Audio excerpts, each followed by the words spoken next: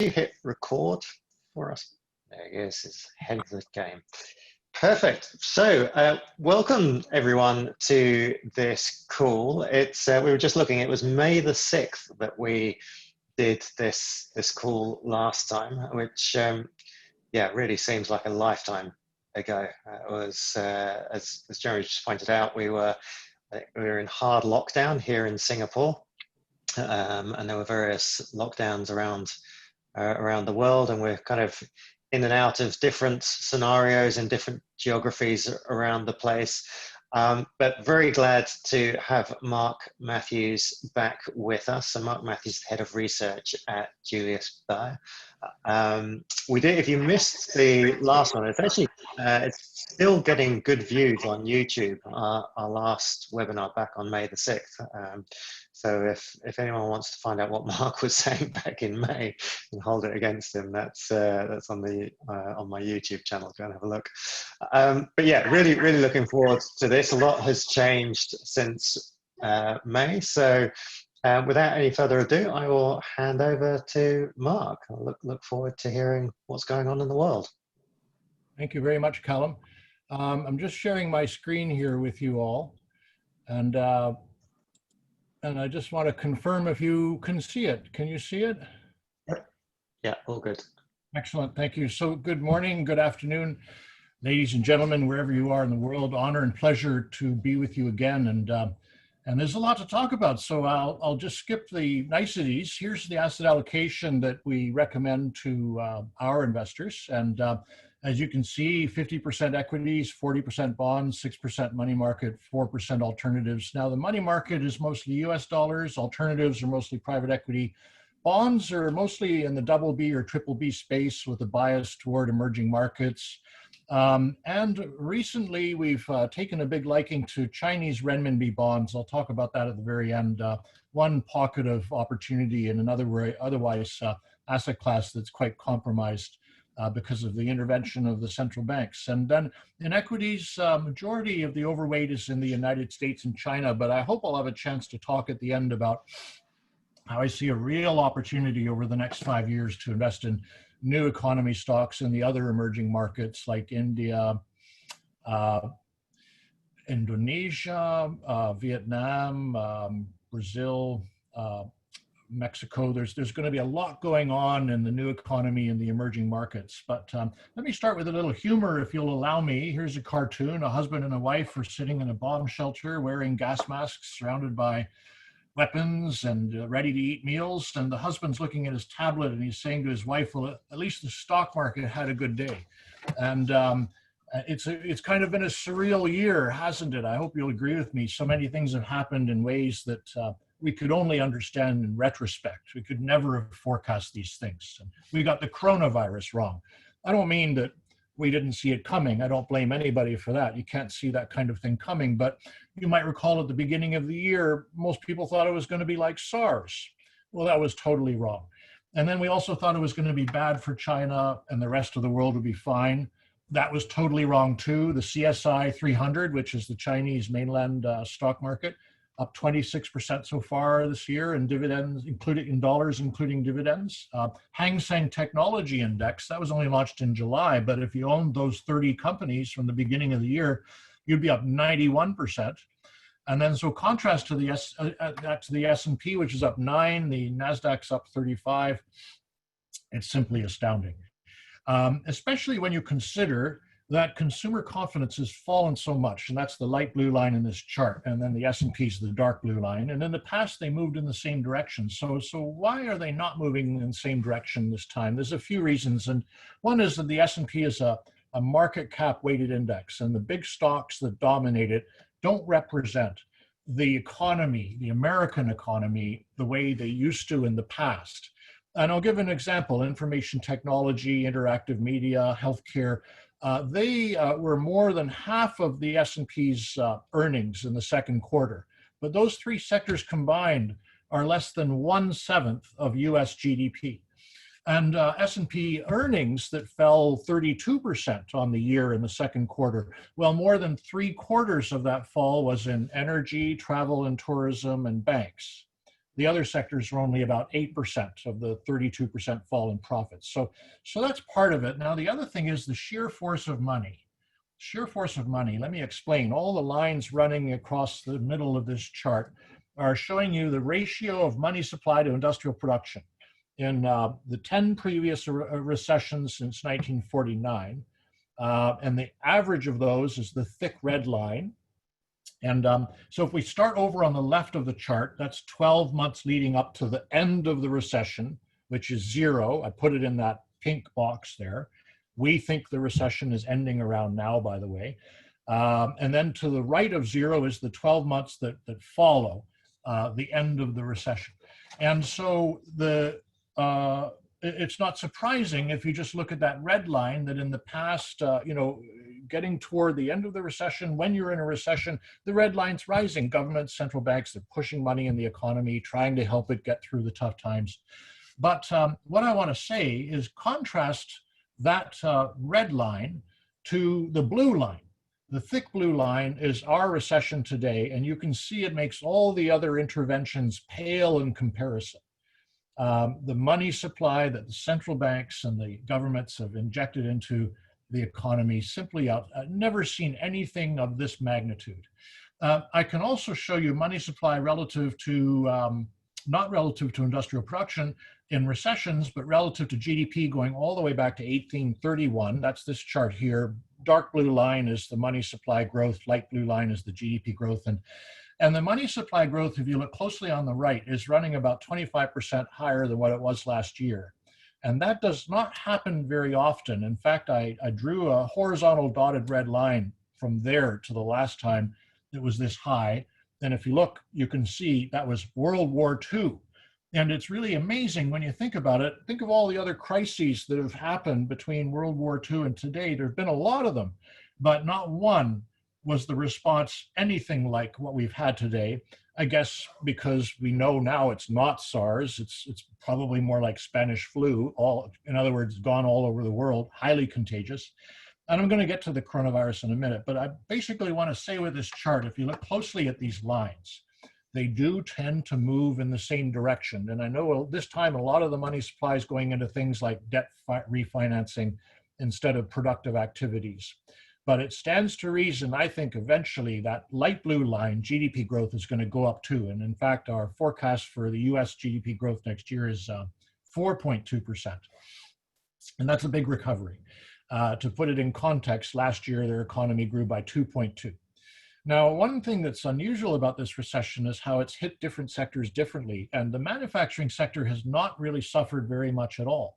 And what we can see here is the ratio of manufacturing purchasing managers' indices new orders divided by their existing inventories. So you see there's a shock when the new orders collapsed, the inventories rose. Well, there were lockdowns all across the country. People stayed at home. But since then, there's been a big recovery, and it's easy to understand. The new orders sub-index of that Institute for Supply Management Purchasing Managers Index, it's up at 68 now. Anything above 50 means expansion, but I can tell you the average of the last 20 years is 55. So just contrast 68 to 55. It shows you there's a big increase because of the pent-up demand. And the inventories they were contracting in August. The sub-index was 44. That's below the long-term average of 48. So intuitively, purchasing managers are telling us in the new orders, they're going to be buying more in the future. But we also know there's not enough inventories. And you put the two together, and what it means is they're going to have to make more things. So manufacturing is fine. Unfortunately, as I'm sure you know, in America, that's not really a big part of GDP anymore. They moved it to China and Mexico ages ago. It's about 13% of GDP. It's about 13 million people, coincidentally, that work in manufacturing. Services are the big one. They're 74% of GDP. And the service sector is usually not as badly impacted in a recession as manufacturing, but this time it's really been hit much harder, and we know why, because we're all practicing social distancing. So many companies have had to let people go. And here you see the big initial shock in unemployment started at the last week of February. 3 million people filed for unemployment insurance in just 1 week. Last week of February, and then the first week of March, it was over 6 million. And then the second week of March, it was another 6 million. Well, if you add those people up in just 3 weeks, it was all the people in greater Chicago and greater Houston who lost their jobs in 3 weeks alone. And then it started going down. And then in August, it started nudging back up, if you look very closely on the far right, primarily because you see the Pandemic Unemployment Assistance Program, the federal program, is people are taking advantage of that. But I would just say that I wouldn't read too much into that, because they're starting to realize a lot of that is fraudulent applications being made in the state of California. And it's hardly good news. I have to say, poor America, they're really going through a tough time, but they've been through tough times many times before, and they've always bounced back. Now, if we look more closely in these job losses that have occurred since February, we see, starting on the left, very few people lost their jobs who work in utilities. Well, that makes sense, because we all need to turn on our lights and flush our toilets every day. And then if we move over a little bit to the right, we've got finance. So I'm in finance. I'm very, very grateful. Although you're looking at Julius Baer behind me, I'm actually sitting in my spare bedroom. That's why I put it up, because otherwise you'd be looking at a whole bunch of garbage in the back. But then if we look in the middle, there's wholesale trade, manufacturing, education, transportation, construction, all about I don't know, 5 to 7% range of jobs that have been lost from the total before the pandemic. And the really bad ones are on the right. Information is basically movies. Mining, actually, that has more to do with moving from coal to alternatives. And then what's been hit the most, of course, is leisure and hospitality. In those businesses, 1 in 4 people have lost their jobs. Now, it could get worse before it gets better. But governments in almost all countries around the world have been trying to bridge the gap between when the coronavirus started and when it's going to go away by fiscal stimulus. And this chart shows fiscal stimulus in each major economy relative to GDP. So the biggest, if you look in the middle, is Japan, 22. Singapore's just to the left of Japan at 20. And the US is over on the far left, just one in from Canada. It's about 14%. And that's still amazing when you think about it. 14% of last year's GDP is being pushed into the economy through government spending. Now, the US has been hit harder than any other country in the world officially by coronavirus. 6.8 million people have had it there or have it currently, even higher than India or Brazil. Well, maybe in India or Brazil, they haven't tested as much. But anyway, we know that in America, it's really been hit hard. And the stimulus helped, but most of it ended at the end of July. And since then, the Democrats and Republicans can't seem to agree on a new package. And, I was watching YouTube yesterday, a gala dinner for Ronald Reagan's inauguration in 1981. And all the Democrats and Republican bigwigs there were enjoying a comedy skit by Rodney Dangerfield. And they were laughing together and having a good time together and slapping each other on the back. And you just never see that today. They're so divided. Back in 1981, if you look at the little green circle in the middle there, the ideological gap was about 10 percentage points. That was the gap between the two parties. Measures how conservative or liberal members of Congress are. And if you look over on the right today, that gap's gone to 40%. So the Democrats want they started with, they wanted another 3 trillion stimulus. Since then, they've gone down to 2.2 trillion is what they want, but the Republicans won't do it because they say 3 trillion, whatever, 2.2 trillion, it's too big. We've reopened the economy. It's better to do a targeted bill first. In 30 days, we'll see how it goes.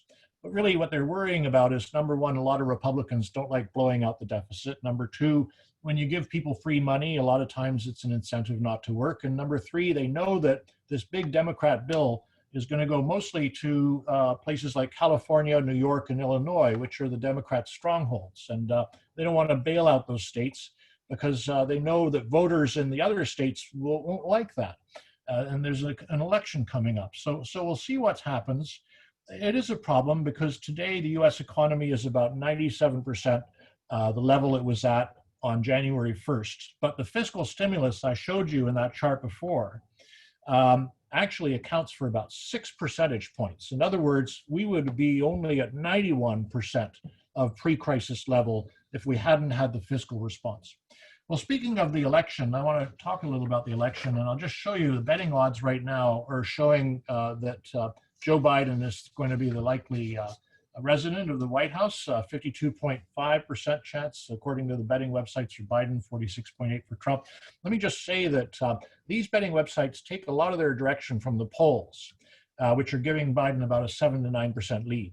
But what did we learn about the polls in 2016? Well, we learned they were wrong because they showed Hillary ahead by about exactly that same amount today.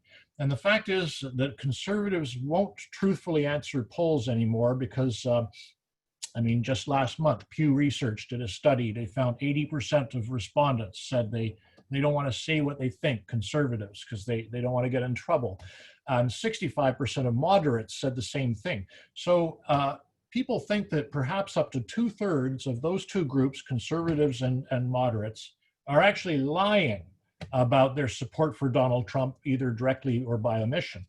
And the other thing I would like to say is Republicans tend to vote along cultural lines, moral lines, and a lot of the things they see going on now are deeply offensive to them. For example, 2 weeks ago, a committee reporting to the mayor of Washington, D.C. came up with a list of dozens of structures, libraries, statues, things like that, that they want to take down the names because they say that they have connections to slavery, racism, or mistreatment of LGBT communities. And among the historical figures named were George Washington, Thomas Jefferson, Benjamin Franklin, Alexander Graham Bell. Here you can see that the New York Post is writing 2 days ago, the University of Chicago English department said they're only going to consider graduate school applicants who are interested in working in Black studies for the upcoming admission, for the upcoming year, because they said English is a discipline that has a long history of providing rationalizations for colonization, exploitation, extraction, and anti-Blackness. Now, I'm not going to express my personal opinion about this. It's not the point. But my point is this kind of thing drives people in the swing states directly into the arms of Donald Trump because they don't like it. And the Democrats are supporting this stuff, or at the very least, they're not criticizing it. They can't criticize it. It goes without saying the mayor of Washington is a Democrat. So our feeling at Julius Baer is, contrary to what the polls and the betting websites are saying, Donald Trump is going to be reelected, but we're not making a strong call one way or another because we're still 48 days from the election and a lot can happen between now and then. And what I'd like to see is, as much as culture and morality have a big influence on the vote, ultimately, as the famous expression goes, it's the economy, stupid. You might remember it was James Carville, Bill Clinton's colorful campaign strategist, who said that back in 1992, and he's right, because you can see here, the blue line is the unemployment rate, and the dots are the years when incumbents ran, but they lost. And I put the green circle there in 1992 because even though George Bush Sr. was a war hero, March of 91, popularity was 89%. He lost to Bill Clinton in 92 because, as you can see, the unemployment rate went from 5 to 7.5 on his watch. He was unfortunate. There was a little recession back in early 90s, but look over on the right, the unemployment rate skyrocketed all the way up to 15. Since then, though, it's been coming back very fast. And where that goes depends on the coronavirus. So let's talk about the coronavirus. And here's some data from the COVID tracking project. And if we look at the daily cases, that's the pink chart, that's the second from the left. It's been falling. I'm sure you know that. In America, it's been falling. There's been a little teeny pickup recently, but that's probably due to more testing, as you can see on the far left. And if you look at the reproduction rate, that would be 1 is pink. So 1 means if I've got it, I give it to one person. And if it's above 1, I'm giving it to more people. Reproduction rate is sort of gradually on the decline. If you compare it to 2 weeks ago, the chart on the top left, to today, chart on the bottom right. So the issue seems to be the college students right now. They've gone back to school, they're commingling as young people do. And we can see that in the counties where college students are more than 10% of the population, that's where the new cases are going up. Otherwise, they'd be going down. And the good news is those young people have stronger immune systems, so they're not so likely to die. Bad news is, of course, they might give it to old people. But I think that we've largely, as a society, come to know how to contain this virus to a certain extent through social distancing and better hygiene. And as an interesting side note, I wanted to highlight this article that appeared in the New England Journal of Medicine, and it was last week. The scientists posited that masks are possibly providing us with some immunity. they found an outbreak on a closed Argentinian cruise ship where the passengers and staff were obliged to wear masks. The rate of asymptomatic infection was 81% compared to 20% in other cruise ship outbreaks where everybody wasn't wearing masks. And they found in food processing plants where workers were wearing masks that 95% had asymptomatic infections, which was much higher than the ones that weren't.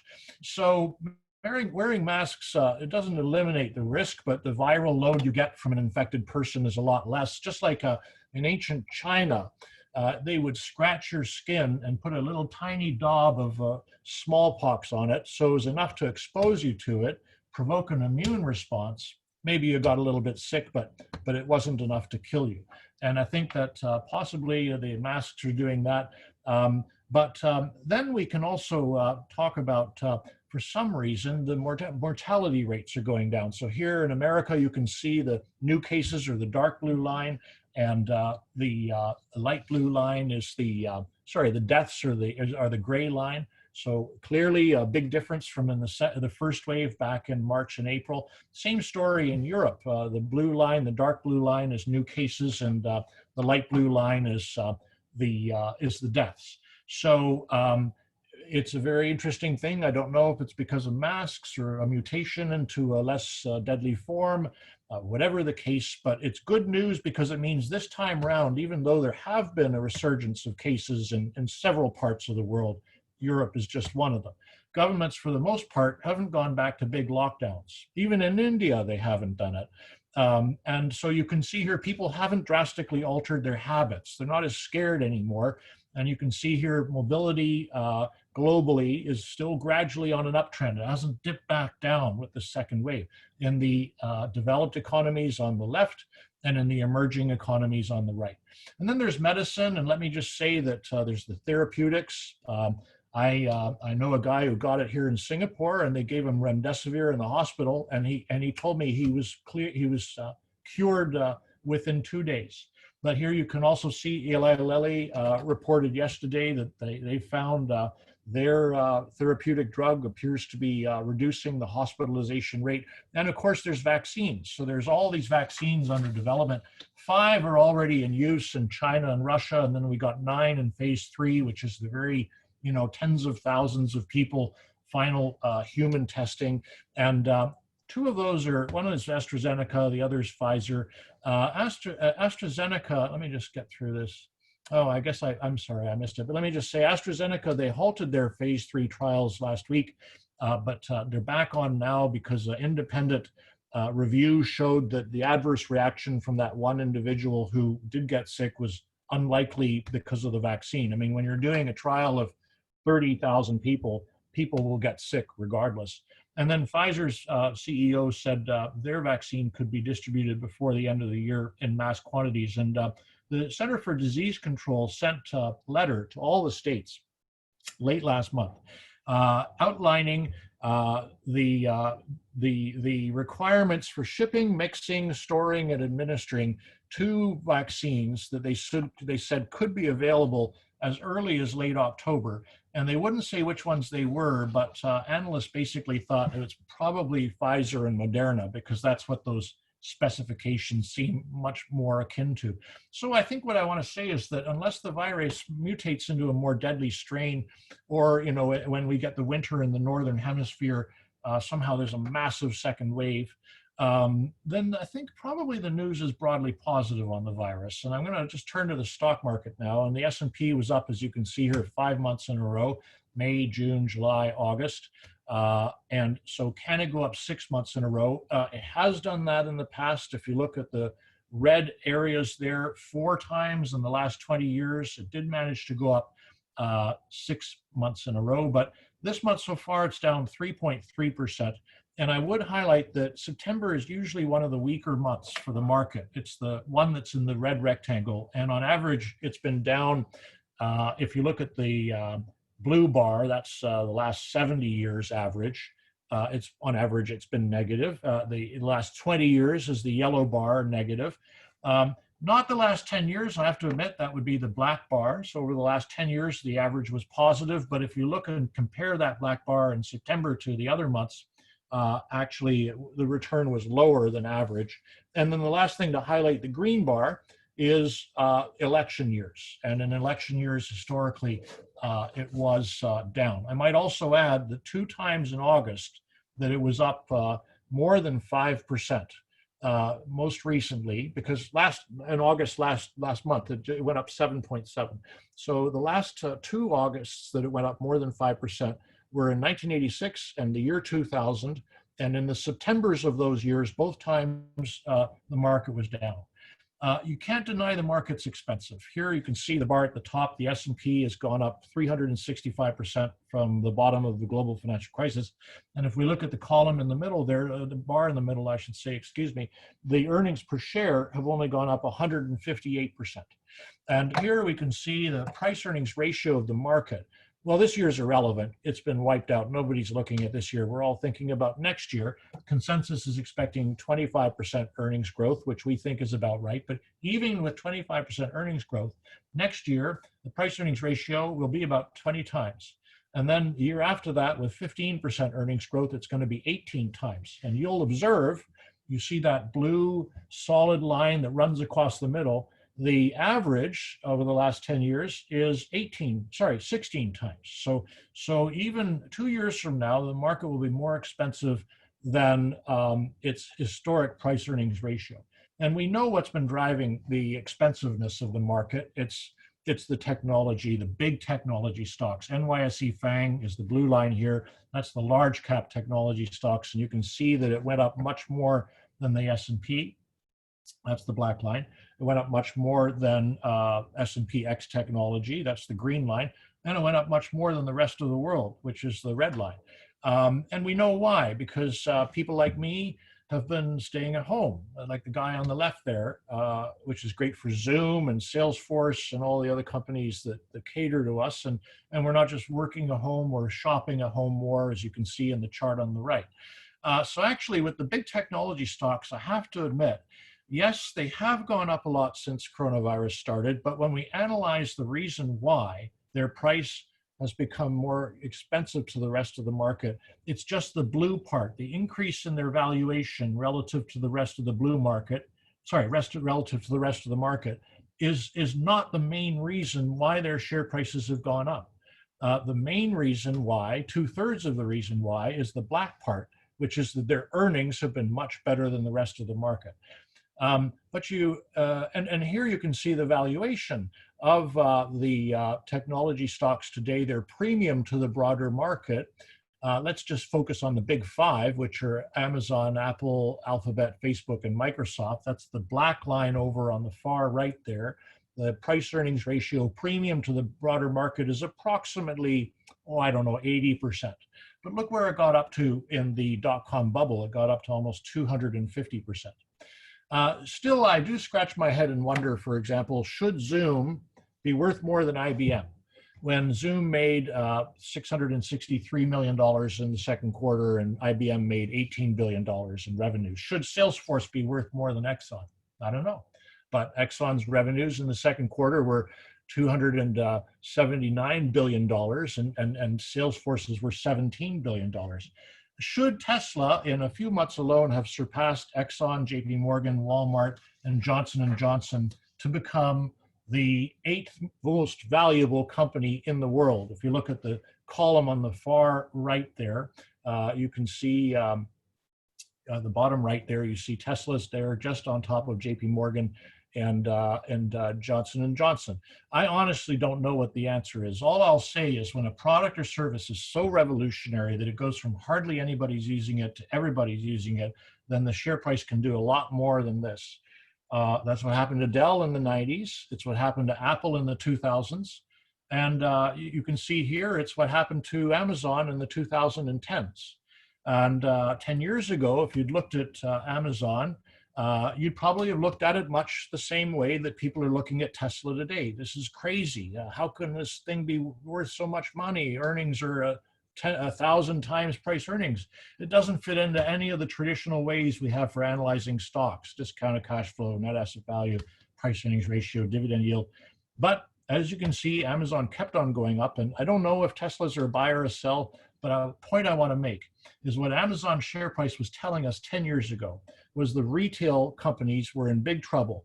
And in fact, in the 10 years since then, they've basically been wiped out. Macy's, Sears, Kmart, the only one standing is Walmart. And I think looking at the chart of Tesla today, it's telling us very few people are going to be driving internal combustion engine cars by the end of this decade. Otherwise, that share price wouldn't be where it is. And that's very bad news for oil. Anyway, the trend is still technology's friend. And I want to show you this table, the 11 other times since 1980, when the NASDAQ corrected by 10% or more from its all-time high in a very short period of time, 3 weeks or less. There were 11 other times, apart from the one we've just experienced. And the interesting thing is you can see the performance of the NASDAQ 1, 3, 6, 12 months out on average. But if we look at 1 month out, 4 out of the 11 times in the past, when you had a correction that was this fast from the all-time high, it was still down. That's bad. But 3 months out, only 2 times was it down. And 6 and 12 months out, only 1 year, which was the year 2000, did you have such a big sharp correction, and then the market didn't rebound quite handsomely. So let me just show you the NASDAQ today is the red line, and the NASDAQ in the .com era is the blue line. We are approximately where they were in March of 1999. The market continued to go up another 120%. I would argue today the interest rates are much lower than they were back then. The valuations, believe it or not, of these technology stocks are half what they got to back then. Their free cash flows are twice as high as they were back then. The infrastructure is so much better today. Back then in 1999, we barely had broadband. And so I would just leave it at that. But I would say to switch gears entirely, if technology is a little bit too rich for your blood, there are other things to consider. Let's just call it for the next 6 to 12 months. Because we do know technology is the winner over the long term. The businesses are scalable in a way that others aren't. I mean, if you look at Google and Facebook, what they can do with their customer base, with their user base is 100 times more than what, Hyatt hotels could do or Singapore Airlines could do. But definitely there has been a premium built into these stocks because of the coronavirus. And short term, if the coronavirus, short term, next 6, 12 months, if it sort of gets better, if you know what I mean, either we learn to live with it or somehow it goes away. I don't know about you, but I know myself, I would buy more in shops. I'd buy less online. I'd spend more time at the office, less time fooling around with the internet at home. I'd be traveling more. So here you can see the blue line is the rate of change in new cases in coronavirus in America. And the black line is the relative performance of hotel, resort, and cruise lines to the technology sector. And I know everybody loves Google and nobody likes Hyatt hotels. But if you look here, since the beginning of August, actually, the hotels, resorts, and cruise lines have outperformed the technology sector by 30%. And my guess is that if the coronavirus is not as bad 6 months from now as it is today, that there is something to do in companies like Carnival and Singapore Airlines. I just drew those out of a hat. I'm not recommending them, but 2 days, for example, 2 days ago, Carnival announced $1 billion stock sale to raise money. Bad time to do it. They just lost $3 billion last quarter. Only one of their 27 ships is currently out to sea. But I think 6 months from now, if more people are on those ships, it could double. And Singapore Airlines is the same. Singapore Airlines passenger carriage last month was 2% of what it was in August of last year. Is it going to go to 1%? Or maybe 6 months from now, 12 months from now, it'll be up. Their typical passenger carriage is about 80%. That was last year. Now, even if it got to half of what it was before, 40%, that would still be positive. So let me just also say very quickly on the way out that we like the small caps, and small caps have performed in line with the large caps since the bottom of the market. interesting, I think, because most people would have thought that, it's all about Google and Facebook, but no, small caps have performed in line with them. And if you look at the past sell-offs, the recoveries that came after them, 2001, 2003, 2009, 2011, and we look at the performance of small versus large, actually, usually in a recovery, small caps outperform. The average 12 months forward in those previous recovery periods for small caps was 55%, and for large caps it was 37%, and 24 months forward it was 66%, and for the small caps and 46% for the large. You can also see in the chart to the right that the small caps like vaccine news better than the other stocks. And I showed you earlier the S&P is expensive. Small caps are cheap relative to their the way they usually have traded compared to the broader market. On the election, very quickly, let me just say that typically, historically, when the incumbent wins, the market likes that, and it goes up 10% on average per year. If the incumbent loses, that's the dark blue line, and you can see it's typically around now, September, that it starts to get worried and it rolls over. So if we just take this chart and we juxtapose it onto this year, then actually the market's kind of telling us that Donald Trump's going to win again, because it hasn't really turned negative. I mean, we had this most recent sell-off driven by tech. I guess we'll just have to see if that continues or not. But the market has historically been a very good indicator of where the election's going to go. I think there were only 3 times in the last 70 years when the market went up 3 months before the election, and the incumbent lost anyway.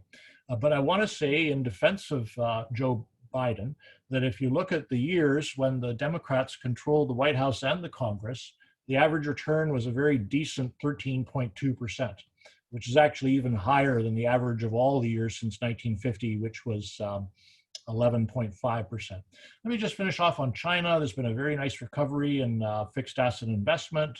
There's been actually some softening in property, because the new line from the government is that property is for living in, not for speculation. But in an ironic way, this is good for the stock market, because Chinese people for the last 30 years, every farthing they get, they plow it in property, and it's finally starting to get in their heads, you're not allowed to do that anymore.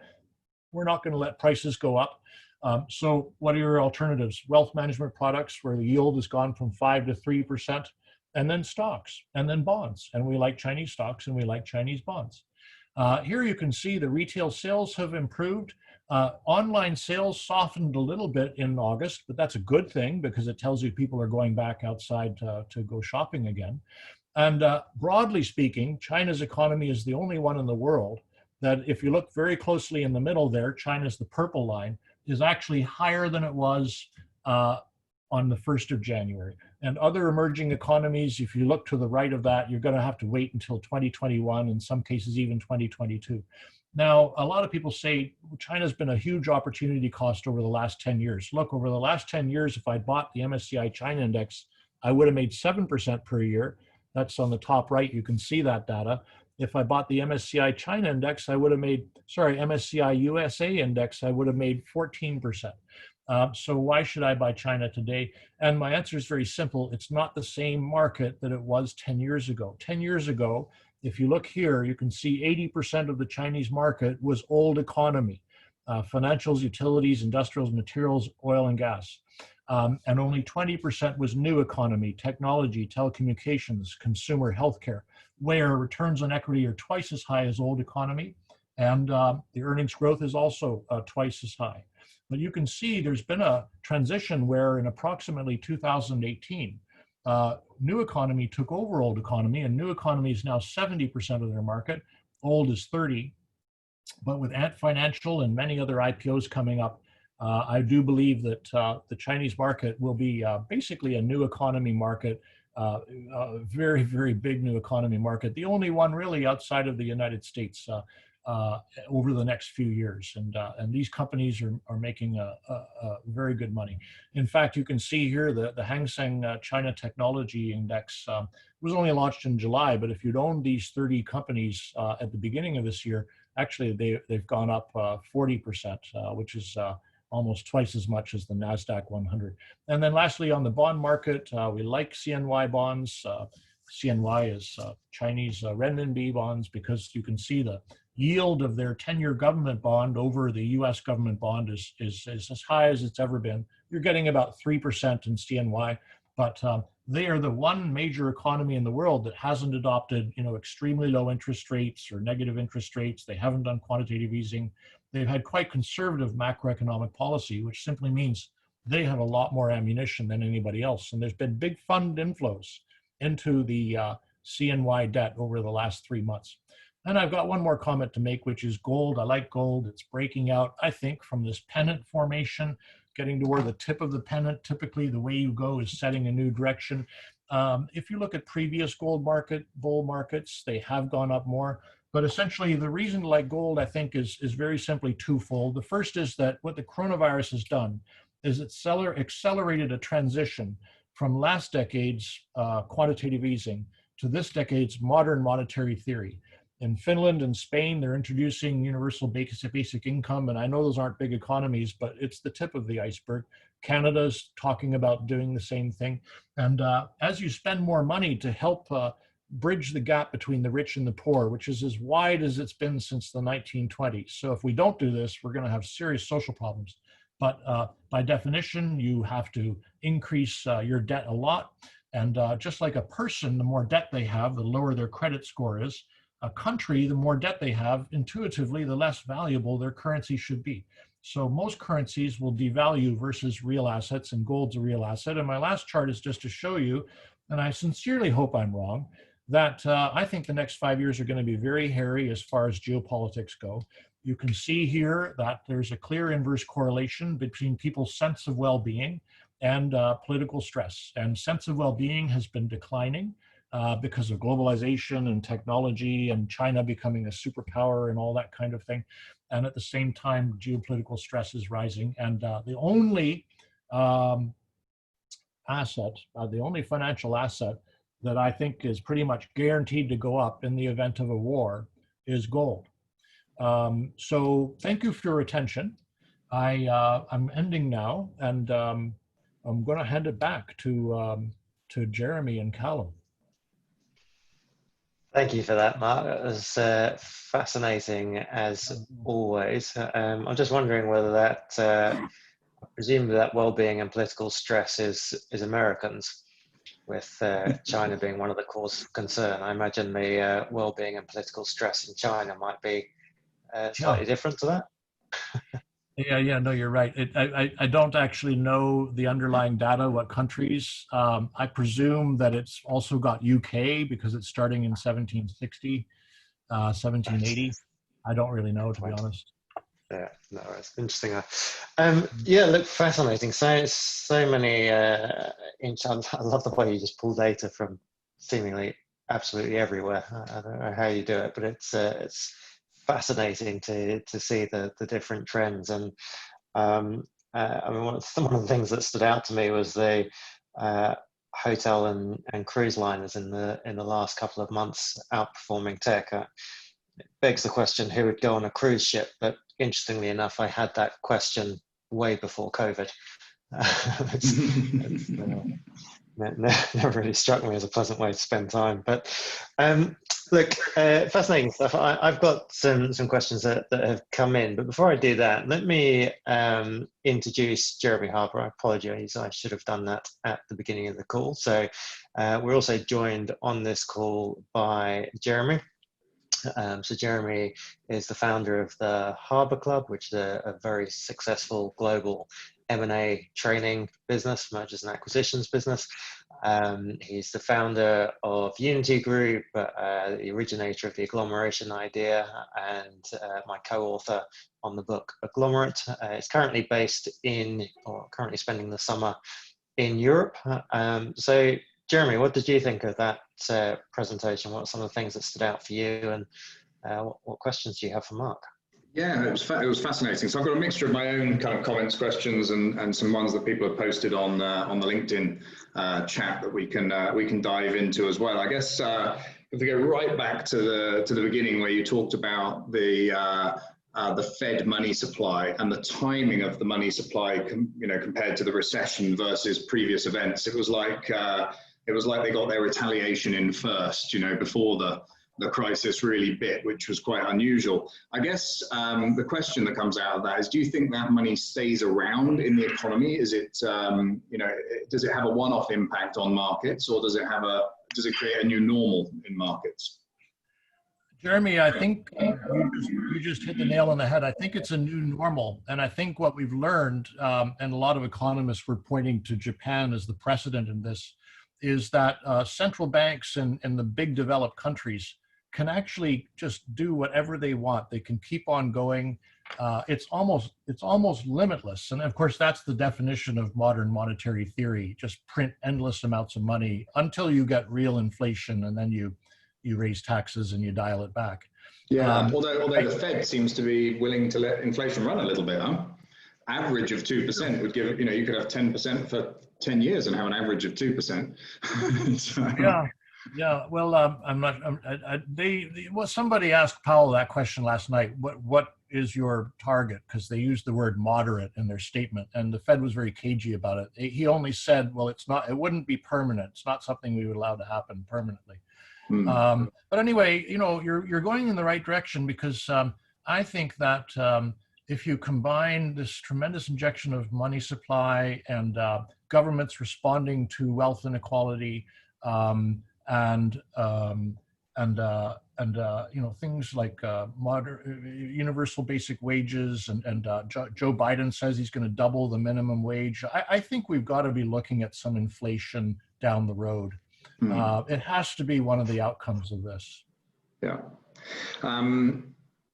So when you were talking about US growth, and you said Julius Baer had a forecast of 4.5% for next year, I mean, obviously I realize that's bouncing off a low base because it's year-on-year growth, I take it. But somebody just asked the question in the chat when you said that. Is this taking into account a potential second wave, or is this assuming like it's over now? No, it is not. Well, I think it's not assuming a second wave, but and by the way, I think it would be a third wave in the case of the United States. But even if there is one, what I showed you earlier with the mobility data is that the mobility is still increasing. It's not like it's following the rise in cases. So whether that's because we're just used to it, or somehow intuitively we realize it's become less deadly, or we're practicing better, blah blah blah, social distancing. I don't know, but I guess what I'm trying to say is that even if there is a third wave in the U.S., I don't think they're going to lock down. And I think people will just, kind of go about things the way they are now. And so I actually don't know if it would really have that much of an impact on the economy. If you look at India, which is probably the worst in the world, and they've got a huge second wave now in their cities, it has not stopped the economic stabilization at all. The high frequency data coming in India, even though every day they clock new horrifying highs in new cases, is getting better. Yeah, I mean, you obviously say everything is kind of, your presentation shows that things are starting to kind of regress to a mean or get back to some kind of normality in sort of society. And anecdotally, I see this here in Europe as well, very much more than in Singapore, where I think everything is still a little bit hesitant to return to normal. I think it feels more like business as usual here, but that's obviously sort of anecdotal. And then you've got Trump saying end of October, CDC saying October for a vaccine, Astrazeneca saying before the end of the year for a vaccine. But then Bill Gates being interviewed, I think it was just 2 days ago or less than 2 days ago, saying nothing will be close to normal until 2023, and there's no way you'll have a working vaccine until mid to end of 2021. What do you think? Why do you think he's so pessimistic about this, or is he talking about there won't be a Gates vaccine until middle 2021? Well, he knows a lot about it. Obviously, he's been studying this for the past 2 decades. So I can only assume it's based on the studies that he's done, which definitely do show that vaccines take a long time to develop. They're often not efficient. And of course, even when you've got one, the distribution of it is can you imagine how complicated it's going to be to do it? So I presume he's just going on those very sensible assumptions. And I guess that I'm going to answer this question very poorly, but there's going to be some countries that are just going to go for it anyway. I noticed Vietnam has already bought 150 million doses of the Gamaleya Institute vaccine that Russia has, and the Philippines wants to get that too. And China say they're going to start mass vaccinations next month, I think. So some countries are just going to go for it, even in the absence of phase 3 data. And then I guess others are going to be very prudent and wait. And in the case of the US, I don't quite know, because clearly Trump's putting huge pressure to get it out there. And CDC's kind of like, oh no, we've got to make sure it's really safe. I don't know what the answer is actually. I will just have to wait and see. I'm kind of an optimist, so I feel that this is like putting a man on the moon. It's everybody's focusing on it, and you're going to go down in history as such a superstar if you get it right. I think even if people like Bill Gates are sounding caution, there's other people who are just going to be full steam ahead. And whether that ends up being a mistake or not, we'll only know in hindsight. I hope it isn't a mistake. So it's probably just the bear case versus the bull case. Sure.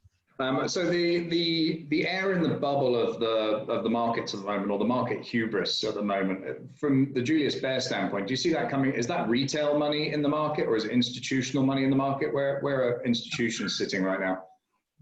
Well, institutions are certainly long technology, but we know for a fact that, and I'm sure you've been reading about this, that the retail through online brokerages, which have cut their commissions to zero, has certainly come into single stocks in a very big way. The data proves this. I mean, in the options market, the volume of trades that are 10 contracts or less is upwards of 65%, and typically it's not more than 30. In single stock, in call options on single equities. So yeah, there's a lot of retail money in these companies. It's quite interesting though. It really, I look at it, and so Salesforce has a ton of it, for example, and for some reason Zoom doesn't. I really don't know why.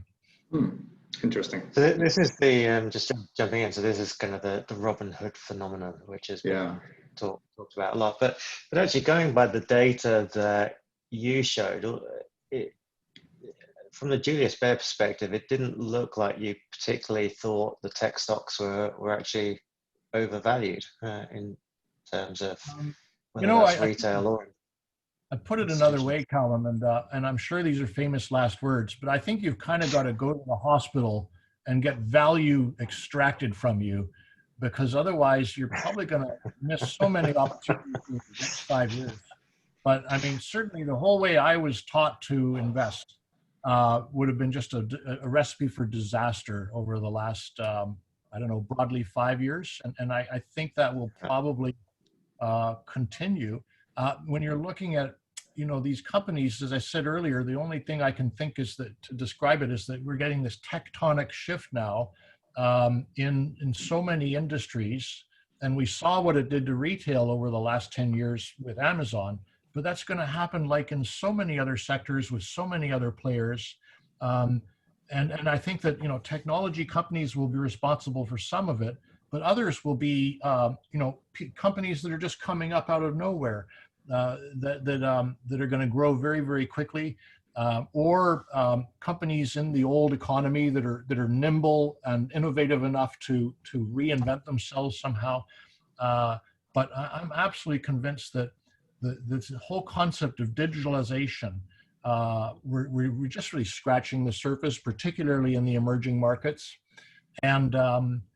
And so therefore you can't really look at, as I said, discounted cash flows and net asset values, and you think, oh, that's too expensive. It's not going to work this time. More supply and demand driven. So China, you're obviously very bullish on China, but the trade war seems to have kind of slipped out of the news headlines, but is still very much an issue. And in fact, I think the EU have joined in with sanctions due to the treatment of Muslims in the north of China and various other factors. Do you think that could still be a headwind for China when everyone stops talking about COVID? They'll start talking about trade wars and sanctions again? This is a real conundrum because the trade war, by the way, I don't think it's a trade war anymore. It's a full-on, I think it's almost a hot war. But anyway, 2019, all through that, and 2018, the trade war, it just didn't stop China from going up. It just didn't. So it was all noise as far as the market was concerned. And even today, as I showed you, the Chinese market is the best in the world. It's not paying attention to this. And I think that it's a binary thing, really, because China's a large enough economy that actually it can just prosper on its own. It really can. Exports, that train left the station a long time ago. But I'm just reminded of a book I read a while back about what happened in the lead up to the Russian Revolution. And basically, nobody was pricing it into the market. It was a bond market. It was a very big market for Russian bonds in London and Paris. And literally right up until the time the Bolsheviks stormed, the imperial palace, the bonds were pricing that everything was okay, and then overnight they just went to zero. So sometimes I think that an event is so different from what we're able to conceptualize. We just can't believe it's possible something like that could happen. That we don't put it into prices until it happens, and that might be what's going on today. And so, I sincerely hope that there won't be a hot war, but I'm getting increasingly the feeling that there could be, and that's why I think gold is a good diversifier. Well, so on that topic, there was a question on the LinkedIn, which is, do you think any countries will go back to the gold standard? Actually, I can't even think of an answer to that. I'm sorry. I can't answer that. I guess if somebody had a catastrophic economic collapse of their currency, that might be a way forward for them. But then I guess we've seen that before, and they've still just, Argentina, I guess, being a good example, they still keep printing more pesos. The only thing I would say is the entire market cap of gold is about the same as Amazon. It's not a big market. So, the way economies are so large now compared to gold, I just don't think gold is big enough to have a gold standard. Yeah, that's a good point. And somebody else just takes away flexibility, which is... Well, yeah, you have no monetary policy anymore, but you have a currency that's worth something, I guess, is the argument. But you remove a lot of your levers to do stuff. And somebody else asked, how much would the market go down if Biden wins? Yeah. Well, all I can say is that if you look at his tax hikes, they should shave about 12% off of next year's earnings. And so, you can start from there. If he doesn't get the Senate... And if we're trading at 1,000 times earnings, then that's a total loss, yeah.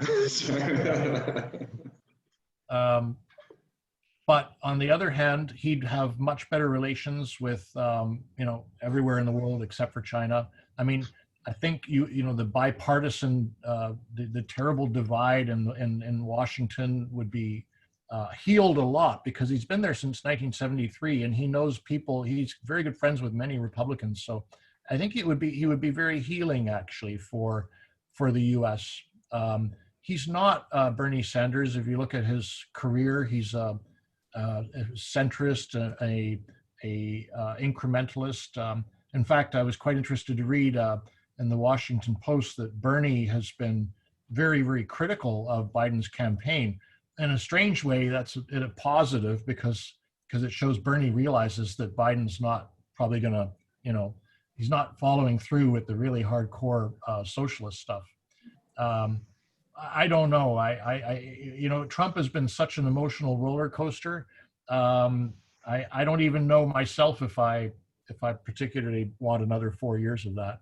No, no. It's. I actually thought the 2016 election was two horrible options. This is almost two even more horrible options.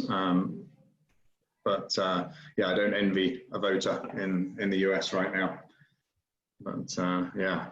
Well, we've run out of the questions on LinkedIn and the ones that were asked in here, I believe. So, and we are just about approaching. Oh, we are on the hour as well. Look at that. Yeah, very good.